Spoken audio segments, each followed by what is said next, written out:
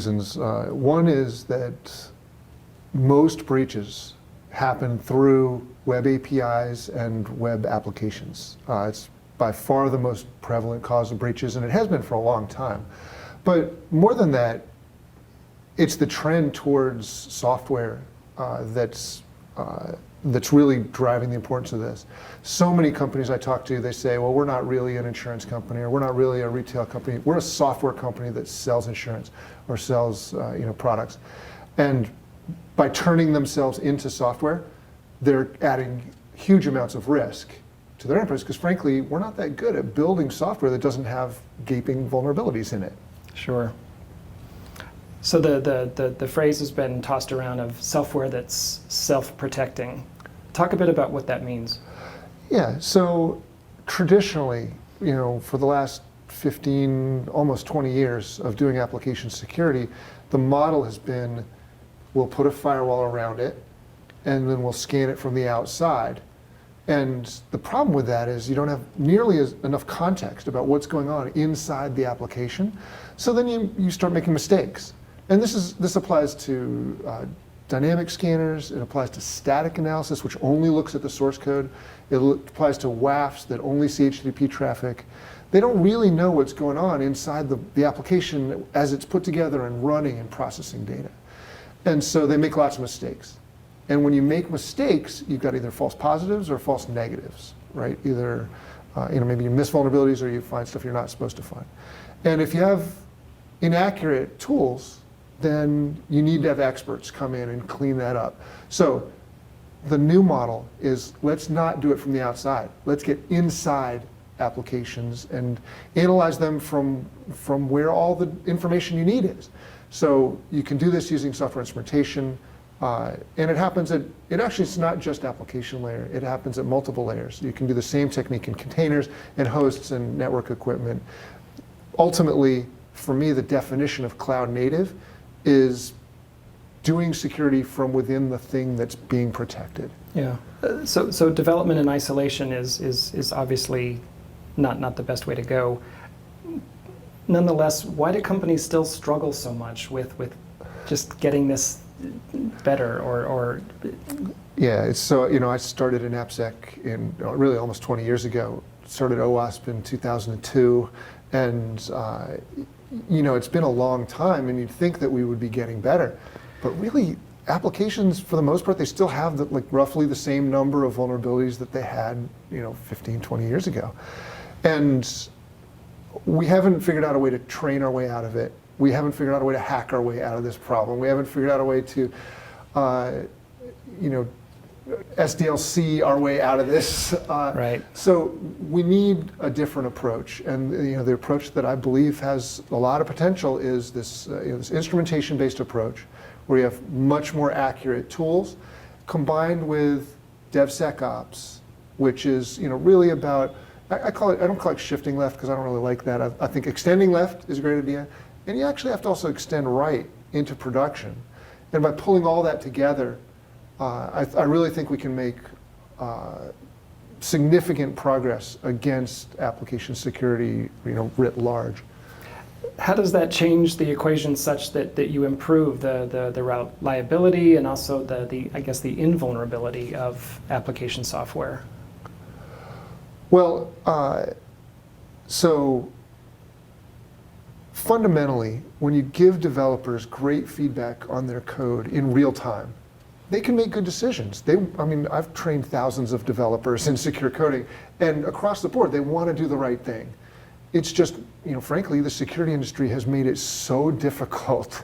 When we dump thousands of vulnerabilities on teams, and most of them are false alarms, and waste their time and slow down builds and create impediments to pushing code into production, people get frustrated. Sure. I call it shitting left. And frankly, it's really damaging. So, I think we need to get aligned with how software development really works. We need to help them produce code faster and better. And I think the right way to do that is to use accurate tools, get developers the information they need, and make it part of their process. Can't force new steps on development teams because they're not set up to to build it. They're always going to be bigger and faster and stronger than security. So we've got to figure out a way to work in their world. Okay, that all makes sense. As we're here at RSA, I'm sure you're hearing the same recurring themes around automation, whether it's artificial intelligence or machine learning or some other form of automation. Talk a little bit about why automated technology is essential to the processes you're talking about here. Well, it's really about scale. And in AppSec in particular, there's a small number of people who are really good at this relative to the number of developers. There's 30 million developers in the world, and they're all cranking out code at a really high rate of speed. There's no way in the world that the application security industry, with all the consultants and legacy tools and everything, is going to be able to address that problem. The economics are broken. We need like an order of magnitude increase in our ability to secure code. That demands automation. But more importantly, it demands accurate automation. Because again, if you're accurate, you don't need so many people. And if you don't need so many people, you can actually scale. So we need tools that are force multipliers on the expertise that we have. Frankly, it's crazy to waste our limited security expertise on running around chasing the next SQL injection and the next cross-site scripting and the next path traversal and XXC and so on. We need to use our security expertise wisely. So we need them doing things like security architecture, threat modeling, threat intelligence. Those kinds of activities are strategic, and again, it's part of getting a force multiplier on security. Sure. I mean, that all sounds great, but briefly, like who are your customers, and can anybody try this? Yeah, so currently Contrast is being used in the biggest financials in the world, the biggest insurance companies in the world, the biggest healthcare companies in the world, government agencies.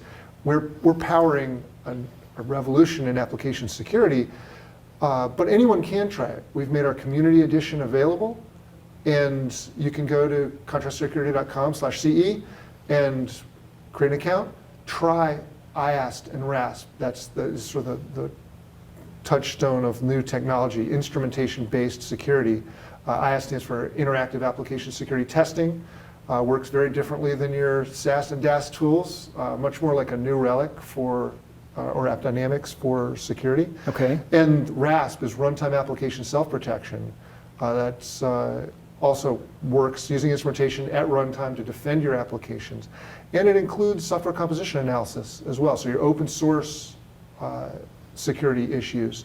All that in a single product platform that you can add to your applications very easily. So anyone can try it, and if you're interested in doing application security at scale and doing it well, then it's definitely something you should look at. That's great. Okay. Contrast Security just completed a D round of financing, $65 million. Congratulations. Right. Thank you very much. Talk a little bit about what that means for the company going forward. Well, it means a couple things. I mean, it means to me that we think we do great all the time, but having an external company look at us and do the diligence and investigate and prove that we're not only great technology but a great business, enough to invest $65 million is sort of really reassuring for us and our direction in the market. But to have a company like Warburg behind us is really powerful. We can use that to build lots more product. We have a long way to go with instrumentation. We can go far beyond what we're currently doing with it. I mean, I think it's better than the legacy tools that we have now, but there's a lot more things that we can do better using instrumentation as a way to deploy security technologies. So we'll use that. We'll grow our sales force. We'll hopefully bring security to companies much faster and much better than has been able to do before. Some great insights here around application security, Jeff. Thanks so much for joining us today. Thanks, Terry. Appreciate it. We've been talking with Jeff Williams, CTO of Contrast Security. This has been the Dark Reading News Desk here at RSA in San Francisco. I'm Terry Sweeney. We'll see you next time.